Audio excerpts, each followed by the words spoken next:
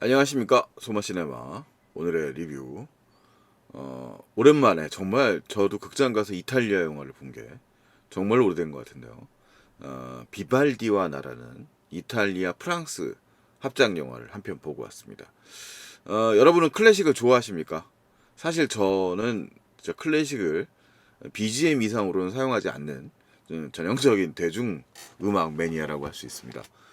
그래서 비발디는 이름은 알지만 뭐 4개 정도, 전 국민의 상식 수준 이 정도 외에는 진짜 클래식에 대해서 문외한이라고 할 수 있는데요.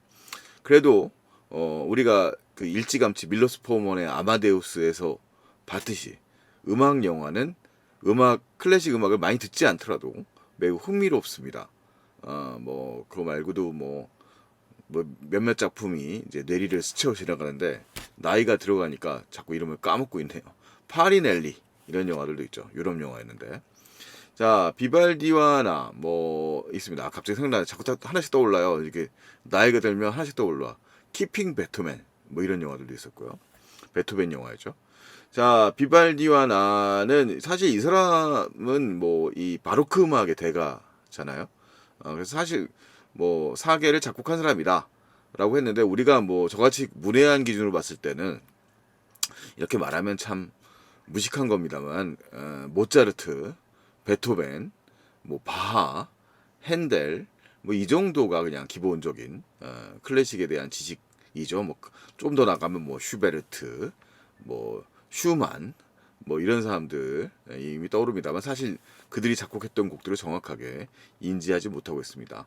어쨌든 비발디의 사계 정도는 우리가 무슨 봄, 여름, 가을, 겨울까지는 구분을 못하지만 알고는 있으니까요. 이 영화는 원래 이제 이 다미아노 미케엘레토라고, 저도 이 영화에 대해 좀 찾아보면서 이제 알게 된 사람인데, 원래는 그 이 오페라, 현대적 오페라의 거장 연출자라고 하더라고요. 그래서 이 2026년도 토리노 동계올림픽의 또 개막식 크리에이티브 디렉터이기도 했다고 하니까요. 이탈리아의 상당히 저명한 오페라 연출자라고 할 수 있겠습니다. 오페라는 대표적으로 저같이 클래식 문외한들은 참 좋아하기 힘든 장르입니다. 너무 일단은 길고요. 자, 그리고 이제 이 제가 한국사는 저기 소시적에 어렸을 적에요. 저도 고등학교 이후 졸업한 다음에 한국사 공부한 적이 별로 없었는데, 한국사 정도는 알지만 이 세계사는 참 약합니다. 그래서 17세기 중세다 그러면 뭐 암흑시대이다 이상의 지식은 별로 없습니다만, 어쨌든 비발디와 나는 그럼에도 불구하고 재미있는 영화였습니다. 저랑 저기 어머니랑 같이 봤는데요. 이 지금 칠순이시죠? 이제 좀 있으시면 이제 여든에 가까이 되시는데, 어머니께서도 이탈리아 영화냐고 그러니까 재미없는 거 아니야? 말만 많고 프랑스 영화, 이탈리아 영화 좀 그렇지 않나? 그랬더니 그러시는 좀 선입견이 있으세요. 그래서 저번에 이제 몬테크리스토라는 영화를 보시면서 프랑스 영화도 재밌구나 라는 말씀을 되게 재밌게 보시더라고요.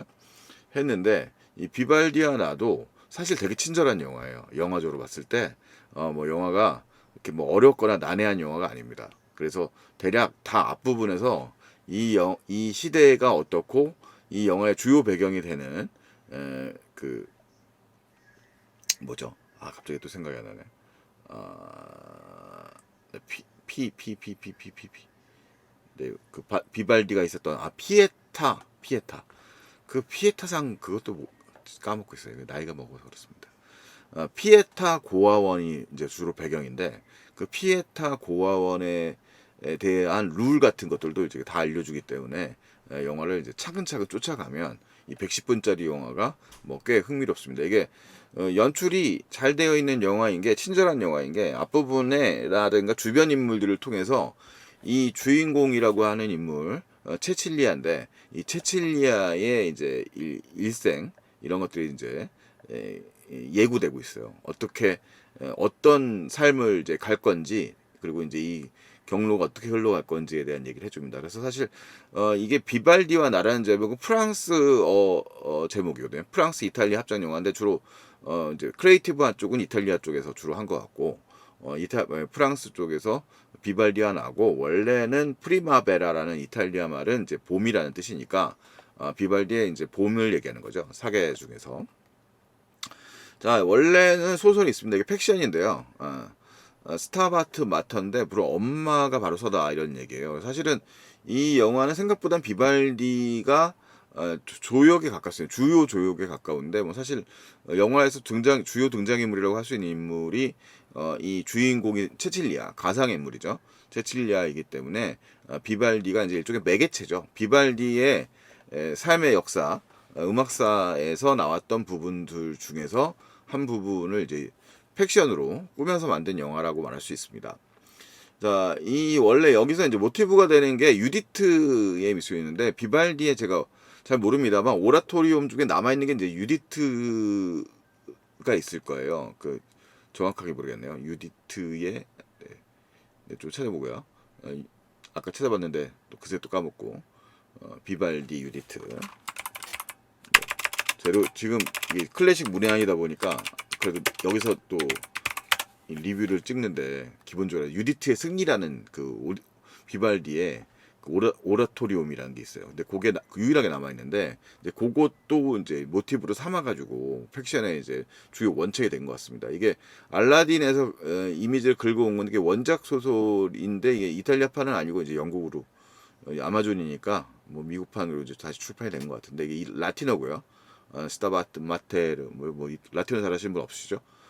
그러니까 요거는 어머니들이 쓴다, 이렇게 일어선다 이런 얘기인데, 이게 여성의 자유, 유디트라는 인물이 이제 성경에 나오는 인물이잖아요. 그래서 이제 아사리아의 야만적인 그 장군을 이 유디트가 이제 참살해 버린 건데, 되게 주도적인 여성이어서 원래 서양 미술사에도 이 모티브로 같은 주제로 그려진 그림이 여러 가지 종류가 있습니다. 이게 제일 잔혹하게 많이 알려져 있는 게 카라바조의 그림이고, 그 다음에 이제 클림트의 이것도 유디트라는 인물을 그리고 있어요. 그래서 상당히 이 여성들의 자립과 관련되어 있는 모티브라고 할 수 있겠죠.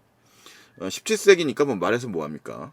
이 이탈리아의 이 베네치아를 배경으로 하고 있는데, 그때 당시에 뭐 자세한 역사를 모르더라도 이 영화의 앞부분에서 나와 있는 이제 분위기만 봐도 전적인 분위기를 알 수 있습니다. 사실 이 여성들이 수녀들이 아니고 이제 고아들이라고 말할 수 있거든요.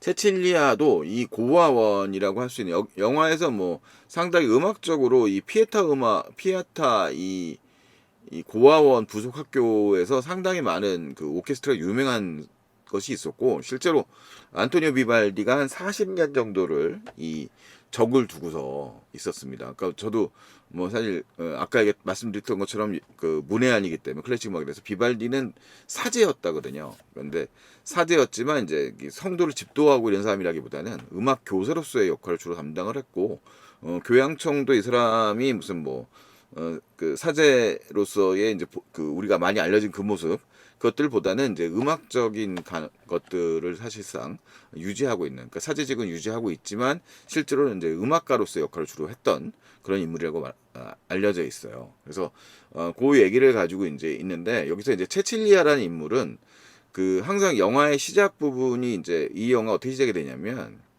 여기서 이 장면이 여기 밑에 보면 이제 장작이 첫 장면이에요. 장작에 그 새끼 고양이들이 있고, 새끼 고양이들의 젖을 물려서 이제 먹는 것들을 이제 이 고아원에 있는 소녀들이 이제 발견을 해가지고 너무 귀여우니까 뭐 이런저런 얘기를 막 하고 있는데, 여기 뒤에 가시면 이 여성이신데, 고아원장이죠. 부원장이죠. 이 부원장이 나타나서 되게 단호하게 이 새끼들을 갖다가 어미에게 뺏어가지고, 그 다음에 이제 베네치아니까 그 문 밖에다 버려요. 이제 물가에다가 그냥 수장시켜 버리는 거죠.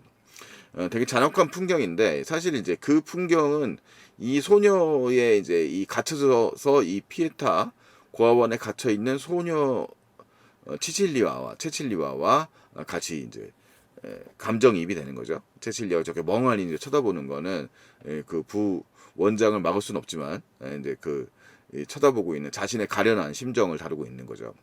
그래서 채칠리아가 영화의 형식상 이 자신을 버리고 간 엄마에 대한 편지를 쓰는 장면들이 많이 나옵니다. 그러니까 주로 원망이 많이 나오고 나를 왜 낳았느냐 뭐 이런 얘기 비슷한 얘기들 같은 걸 이제 놓고 있고 영화는 전체적으로 이 채칠리아가 나중에 음악가로서의 재능을 발견을 하고 비발디를 만나고 재능을 발견하고 원래는 이제 이 전쟁이 끝나면 돌아올 일종의 정략 결혼의 대상이고 당시에는 이탈리아라고 하더라도 뭐 귀족 가문의 여성이 아닌 이상은 뭐 어떤 권한이 별로 없었겠죠. 특히 이제 이 고아원이라고 일종의 감금 생활이라고 할 수 있는데 거의 수녀원 같은 생활이라고 보시면 되거든요. 그러니까 수녀원은 아닌데 그냥 수녀원 같은 생활을 하고 있어요. 사실 뭐 요때 피에타 고아원이 마리 고아원이지 뭐 1,000명 이상이 있었던 상당히 큰 규모의 일종의 기숙학교 같은 형태의 모습이었다고 합니다. 근데 이제 엄격히 규율이고 여성이 전체적으로 이 영화는 여성이 억눌려 있을 수밖에 없는 시대지 않습니까? 이 16세기라는 게. 그래서 그 시기에 이제 태어난 채칠리아라는 여성은 고아인데다가 여성인데다가 있는 인물이에요. 근데 이 그녀에게는 이 재능이 발견되는 거죠. 그것이 이제 이 여성이 자신의 자립적 삶을 꿈꾸게 되는데 주요한 요인이 될 거라고 예상할 수 있겠습니다. 그래서 이 여성 채칠리아의 이제 삶의 궤적, 이제 1716년이라는 길지 않은 기간의 이제 이야기를 영화로 구성했다고 볼 수 있겠습니다.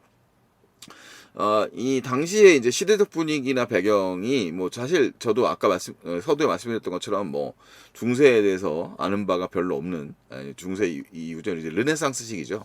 르네상스 시기 이후 이 시기가 어땠는지 베네치 그리고 특히 이탈리아의 역사는 머리가 너무 아파가지고 가리발디 말고는 하지 않은 게 없으니까요. 가리발디도 정확하게 아는 게 아니더라고 나중에 보니까 그냥 잘 모르겠고요. 자, 그 다음에 어쨌든 간에 이 뭐 메디치 가문 뭐 그냥 파편적으로 하는 거예요. 파편적으로만 알고 있는 거고 어쨌든 이 당시의 귀족들은 음악에 기부를 하고 이 고아원에 기부를 하고 그러니까 이 고아원도 그 막강한 재력가들한테부터 구원을 받아야 되는데 이 음악에 재능이 있는 소녀들을 뽑아서 일종의 오케스트라를 만드는 거예요. 채칠리아도 오케스트라의 멤버인 거죠. 그러니까 여기 이제 빨간색 복은 이제 일종의 오케스트라 이의 단원들의 복장인데, 그러니까 얼굴을 노출하고 있지 않습니까? 근데 이제 일요일마다 음악회를 엽니다. 이게 이제 지금 비발디 부임하기 전이에요. 여기서 이제 영화 설정상 아마 이제 비발디는 사실 뭐 궁정 악장이 되고 뭐 이런 이제 개인사가 있습니다. 뭐 복잡한 얘기들은 다 떼어놓고 일단 배경은 베네치아의 이 지금 피에타 고아원의 오케스트라고 여기 있는 이제 이분도 신부인데 하긴 신부쯤 돼야 이제 여성들하고 이렇게 뭐 뭔가를 할 수 있겠죠. 여기서 뭔가 그 지도를 할 수 있었겠죠. 당시에는. 자, 어쨌든 이제 이 신부가 되게 그 고전적 스타일의 이제 신부죠. 비발디는 상당히 난해하고 빠르고 당시로 봤을 때 지금 그 사계의 이제 락킹 버전이라든가 이런 걸 들어보면 이게 락스타거든요. 거의 비발디 음악들은 락 음악 같은 스타일이거든요. 근데 이제 되게 빠른데 이분은 굉장히 장중하고 고풍스러운 스타일이라고 말할 수 있어요. 그래서 이 사람이 이제 이런 식으로 이제 끌고 가고 있고, 이런 식으로 연습을 시키고 있는 거죠. 이런 식으로 시키고 있고, 이제 그런 연주를 하고 있는데, 이제 이 경쟁에서 이 피에타 고학원이 밀리고 있는 거예요. 그러니까 여기서 그 원장이 주요 등장인물이라고 하면 이 전임 작곡가가 있고 이 사람이 이제 이 친구가 라우라라고 하는 인물이고 이 친구는 채칠리아 여자 주인공입니다. 오른쪽에 있는 친구가. 자, 그래서 이 라우라가 이제 일 바이올린이죠. 오케스트라에 가면 일 바이올린이니까 이제 수석 바이올리니스트 같은 거죠.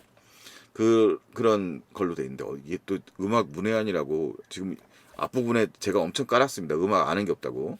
자, 클래식 특히 모른다고요. 네, 그렇게 얘기했습니다. 그래서 이 친구 라우라라는 친구가 영화에 이제 이제 아까 말씀드렸던 이 영화에 전개되는 방식을 일종의 이 거울처럼 앞에 있는 얘기다가 쫙 깔아놓고 후반부로 이제 끌고 나가는데, 이 라우라 같은 경우가 선택을 합니다. 그러니까 그 일종의 구원자 같은 사람들이 있는데, 이제 누가 후원자, 이게 여기서는 이 소녀들이 10대 이제 후반이죠. 중후반 되는 소녀들이 이제 후원자나 뭐 귀족이라든가 뭐 장교라든가 이런 사람들의 그 구원 저기 선택을 받으면 이 여길 떠나는 거예요. 결혼을 하면서 이제 음악도 그만두게 되는 거죠. 근데 이 원래 일 바이올리니스트였던 라우라는 그 선택하러 가는 순간에 나는 그 음악을 더 하고 싶다라고 선택을 한 친구입니다. 자, 그런데 이제 문제는 이제 체칠리아는 이미 영화의 이제 중반부 이후에 나오지만 이 선택을 이미 한 사람입니다. 그래서 사실 음악에 대한 의욕이 별로 없어요. 어차피 떠날 예정이거든요. 전쟁이 끝나면 음악에 대한 그 음악을 그만두고 이 고아원을 탈출할 수 있는 거죠. 그래서 여기서 이제 이 장면, 이 에피소드가 뭐 이게 사실 주변 인물들은 영화의 연출자가 체칠리아에 되게 집중하고 있기 때문에 이제 체칠리아의 삶, 그리고 이제 당시에 이제 일종의 이 피에타 고아원의 룰 같은 것들을 이제 설명을 해주고 있는데, 이 여기서 이제 경쟁에서 뒤처졌다는 일종의 회의가 열려요. 그러면서 다시 이제 안토니오 비발디라고 하는 인물을 다시 돌려와야 되겠다. 이제 비발디가 이제 베네치아에 다시 돌아오게 되는데 원하는 바를 잘 이루지 못하고 자기 고향인 베네치아에 다시 돌아오고 싶어 한다. 뭐 이런 얘기를 합니다. 이 사람이 이제 그 원장이죠. 예, 원장이고, 이 사람은 이제 약간 탐욕스러운 인물입니다. 그러니까 이제 그 어차피 이 수익을 올리고 돈이란 얘기를 이 체칠리아 편지에서도 결국은 돈이다라는 얘기를 많이 하거든요. 그러니까 이제 사실은 이제 예나 지금이나 이제 뭔가 사업을 해가지고 돌아가려고 하면 이제 뭐 금전적인 부분이 사실 중요한 인물인데, 뭐 이 사람이 뭐 무슨 비리를 저질렀다거나 뭐 이런 얘기는 나오지 않지만, 뭐 딱 스테이크 많이 먹는 장면 말고는 특별하게 나오는 건 없습니다만, 이 사람이 상당히 그런 그 약간 좀 탐욕스러워 보이는 인물처럼 등장을 합니다. 인물로 등장을 합니다. 그리고 이제 비발디는 이제 전형적인 예술가인데, 원래 안토니오 비발디가 이제 천식을 그 태어날 때부터 이렇게 달고 살았다고 합니다. 그래서 몸이 상당히 약했고 영화에서도 계속 기침을 하는 장면들이 많이 등장을 하는데, 특히 이제 앞부분에 와서 등장하는 씬에서는 이제 등장하는 씬인데요. 베네치아니까 이제 딱 타고 등장하는 거죠. 등장하는 씬인데, 이때는 이제 여기 인사도 제대로 안 하고 기침을 툭 콜록콜록콜록 하면서 등장하고, 이 원장 부원장이 상당히 좀 당황스러워하고 저거 데려온 거 맞나 싶어하는 그런 모습을 보여줍니다. 그리고 이제 소녀들한테도 특별하게 이제 지도를 맨 처음에는 하기보다는 이제 아마 포맷이 안 짜여져서, 자기가 원하는 포맷이 안 짜여져서 일종의 기능 테스트 그 연습곡을 한번 던져줘서 필사를 해가지고 이제 니네 연습을 해라라고 말한 다음에 와서 이제 상당히 뭐 그 복잡한 변주곡, 카덴자라고 뭐 하던가요? 그 연주곡을 시켜가지고 이 체칠리아라는 소녀를 제일 바이올리니스트로 뽑습니다. 바이올린 파트에서 이제 수석으로 이제 뽑는 거죠. 전체적으로 음을 하거나 솔로를 하는 역할이기 때문에 상당히 중요한 역할이죠. 그래서 왜 그러니까 이제 체칠리아는 아까 말씀드렸던 것처럼 라우라 같은 음악에 대한 의욕이 별로 없는 상태였는데, 이제 비발디는 이제 천재적인 음악가니까 이 체칠리아의 그런 재능을 알아보게 되는 겁니다. 그래서 여기서 이제 다른 애들이 없다. 너는 이제 뭔가 보여주려고 하지 않는다. 이런 말들을 하는 거죠. 그래서 이제 체칠리아가 이 비발디의 곡을 연주하면서 음악적 이 일종의 포텐셜이 터져버리는 거죠. 영화는 이제 중간에 이제 아까 에피소드에서 처음에 만났던 그 라우라라고 하는 원래 이제 수석 바이올리니스트가 가기 싫다고 말했었는데, 이제 그때 꼽혔던 성악하던 친구 겸 이제 다양한 능력을 갖고 있는 친구가 이제 결혼해서 떠나는 장면이거든요. 근데 이제 이 친구와의 대화에서 이제 이 소녀들과의 대화 속에서 당시에 이제 처녀성을 검사를 하던 그런 풍습에 대한 얘기들 이제 설명이 나오고, 영화의 후반부에 이제 이 체칠리아도 이제 그 장교가 복귀를 하게 되면서 그런 과정을 보여주는데, 다 영화적인 이제 밑밥이라고 말할 수 있겠어요. 이 소녀가 떠나는 모습이고, 이제 떠날 때 음악도 버리기 때문에 여기서 아까 막 여기서 이게 예고편 장면 순서를 아는데 막 뿌리고 있는 게 이제 악보예요. 이제 저 떠나는 소녀가 이제 사용했다 납부 이제 더 이상 음악할 일이 없다는 거죠. 그런 의미로 사용되는 겁니다. 그러니까 일종의 결혼은 꼭 음악과의 단절이기도 합니다. 이제 귀부인이나 뭐가 되면 이제 이 정도 이 어쨌든 당시에 인기인이라고 말할 수 있겠죠. 이 당시에 오케스트라라고 하는 게 이 연주를 아까 여기 보시면은 요 장면에서도 나오지만 여기 이제 연주할 때도 보면 여기가 이제 옥상 일종의 교회탑 이 귀족들은 아래에서 음악을 듣고 있고 소녀들은 이제 처녀들이니까 얼굴을 안 보여주는 그런 문화였던 것 같아요. 그래서 위를 쳐다보면서 음악을 듣는 장면들도 상당히 이색적으로 묘사가 되어 있더라고요. 그래서 이제 지휘자는 뭐 지휘자이자 작곡자이니까 비발디가 이런 인물로 등장을 하고 여기 이제 이런 식으로 되어 있어요. 그러니까 여기가 높아요. 되게 높아서 아래에 이제 귀족들이 있는 거죠. 그리고 이제 요것은 이제 외출을 나갔을 때 그런 복장입니다. 이거 뭐 멋을 내려고 하는 게 아니라 소녀들이 얼굴을 노출하면 안 되니까 이렇게 보여주고 있는 모습이에요. 그래서 인기가 있으면 이제 외부로 나가가지고 이렇게 연주를 하는 거죠. 이제 비발디가 오면서 비발디가 이제 그 되게 저렴한 그 영화의 이제 설명상 이제 그 임금도 적게 받으면서 오게 되는 상황이 되는데 그 상황에서 이제 비발디가 이제 말하자면 그 이제 인기를 올려놓는 거죠. 다시 피에타 고아원에 인기를 올려놓으면서 이런 귀족들의 이제 여러 가지 행사에 초대를 받습니다. 그 영화에서 직접적으로 사계가 기본적으로 많이 나오는 테마는 아닌데 한 장면에서 이렇게 야외 장면에서 그러니까 소녀들 입장에서는 어차피 고아원으로 돌아와야 돼요. 그러니까 일종의 감금처럼 묘사가 되고 있어요. 그러니까 뭐 아주 심각한 뭐 감옥에 집어넣거나 이런 건 아니지만 이제 그 고아원을 나갈 수가 없는 상태인 거죠. 그래서 소녀들은 이제 거기서 갔다 오고 그 일종의 군인들 외출 갔다 오면 약간 여파가 있는 것처럼 소녀들도 여파가 좀 있습니다. 이 장면이죠. 이렇게 위에서 바라고 여기 위에서 연주하고 있는 겁니다. 위쪽에서 상당히 이렇게 볼 수 있습니다. 그래서 이 정작 연주한 소녀들의 모습은 이 일요음악회에서 귀족들은 알 수가 없고 이제 음악을 알 수 있는 거죠. 자, 그러면서 이제 베네치아의 음악을 연주한 장면이고요. 그러니까 요거 덴마크 왕과 만나는 장면이 있는데 여기다가 이제 비발디가 소나타를 이제 제출하거든요. 요 얘기도 이제 보니까 잘 알려져 있는 이 사실이더라고요. 이게 덴마크 국왕이었던 프리데리크 4세라는 사람이 이 비발디의 음악을 들으러 온 건가? 뭐 이유는 자세히 모르겠지만 이탈리아를 좋아해 가지고요. 여기 베네치아 공화국에 왔었대요. 그래서 그때 이 사람에게 음악을 들려주었는데 이때 비발디가 이 왕을 위한 소나타를 제공합니다. 사실 비발디도 이제 영화에서는 되게 그 예술가 수막한 예술가로만 나오는 것 같습니다만 사실 뭐 자기 사업도 하고 결과적으로 이제 말년에 불행했다는 건 이제 여러 가지 역사가들에 의하면 영화는 뭐 그런 거 안 나옵니다만 상당히 그 자기 사업의 실패 때문이라고 하던데요. 그리고 이제 역사적으로 꼬임이 있으면서 이런 장면이고요. 요 장면은 이제 그 아까 이 가면을 소녀가 보여주는데 이게 거기서 이제 이 연주했던 곡을 이 솔로 아티스트로서 상당히 뛰어나게 연주를 하다 보니까 얼굴을 궁금해하게 한 덴마크의 왕이 이제 이 소녀의 얼굴을 이렇게 보여주게 볼 수 있게 된 거죠. 이제 특별한 사례니 왕쯤 되니까 볼 수 있게 되는 거죠. 그런 것들이었고요. 그래서 이 상태에서 이제 소녀는 이제 자신의 이제 진로를 이제 결정하게 됩니다. 근데 이제 이게 어떤 시대입니까? 결혼할 수 있는 시대가 자신의 운명 따위를 결정할 수 있는 세대가 아니죠.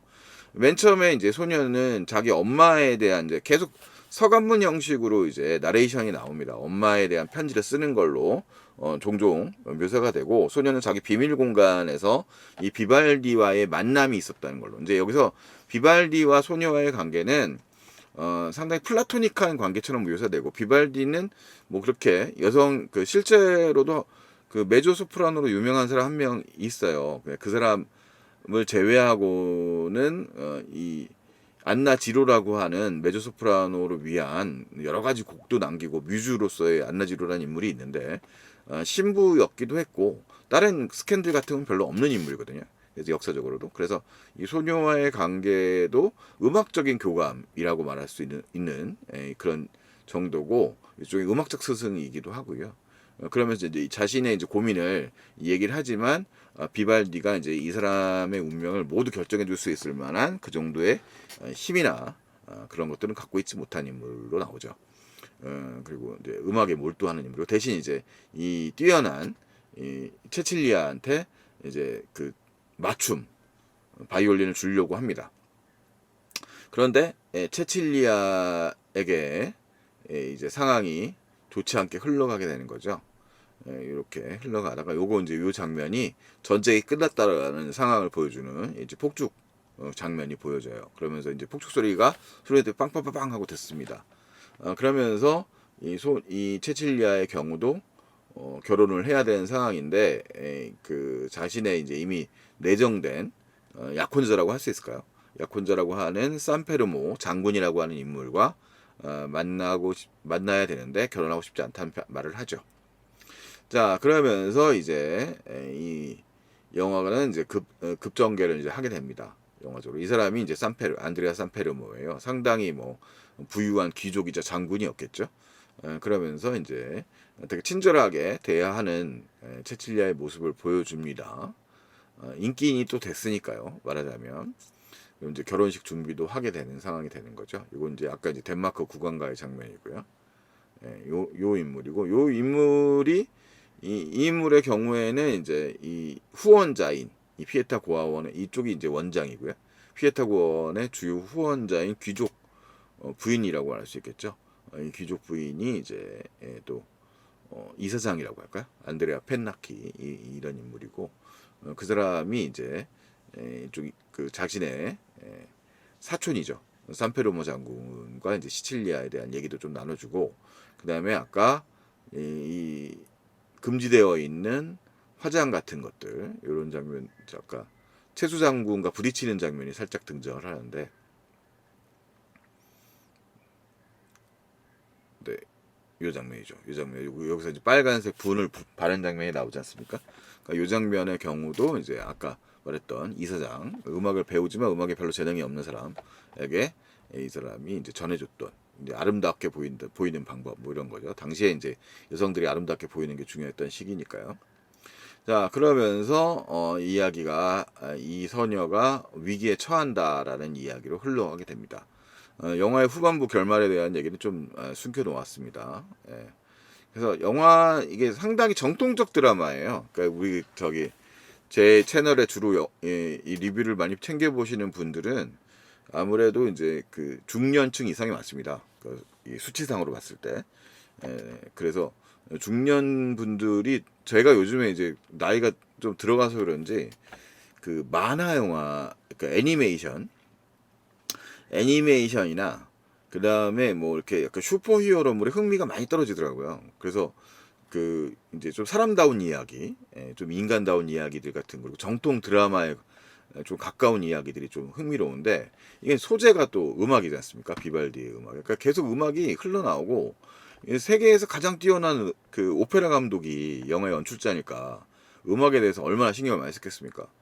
뭐 제가 암만 음악에 대해서 문외한이라고 하더라도 되게 요 장면 되게 인상 장면인데, 덴마크 국왕이 등장하는 장면을 연출되는데 여기서도 막 되게 그 음악이 되게 인상적이더라고요. 그러니까 한 번 더 보면 아마 그 장면을 한번 돌려볼 수 있을 것 같은데, 이제 극장이라 불가능합니다만, 그 장면에서도 음악이 상당히 인상적으로 사용되고, 뭐 비발디에 대해서 아는 게 없습니다만, 아까 초반에 말씀드렸던 유디트의 테마, 그러니까 되게 그 적군의 장군을 민족을 위하여 그 목을 잘라버린 사람 아닙니까?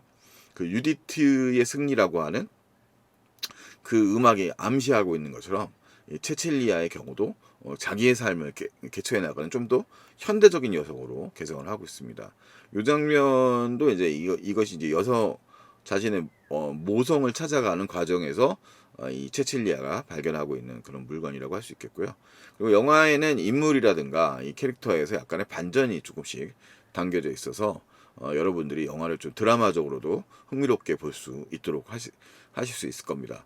그 앞부분에 제가 말씀드렸던 그 영화의 이제 주변 인물들이라든가 여기 정해졌던 그 규칙의 룰이라든가 이 앞부분에 이제 친절하게 설명이 돼서 영화의 후반부의 이야기들이 갑작스럽지 않고 개연성이 있으면서 전체적으로 영화 안에서 하나의 완결된 이야기로서 마무리가 된다는 측면에서 상당히 정통적인 드라마이면서 되게 매력적인 음악 영화로서 비발디아나를 봤습니다. 근데 우리 동네에서는 하루에 한 번밖에 상영을 안 하더라고요.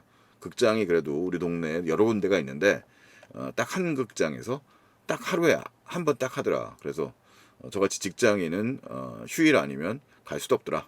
뭐 이런 얘기였습니다. 비발디아나 인상 깊게 봤고요. 여러분들도 이렇게 제가 이거 저기 뭐야 시쳇말로 이제 조회수가 안 나오는 그런 콘텐츠인데 뭐 그냥 저는 그렇습니다. 제가 보고 뭐 그냥 리뷰할 수 있는 영화를 리뷰를 하고 있습니다.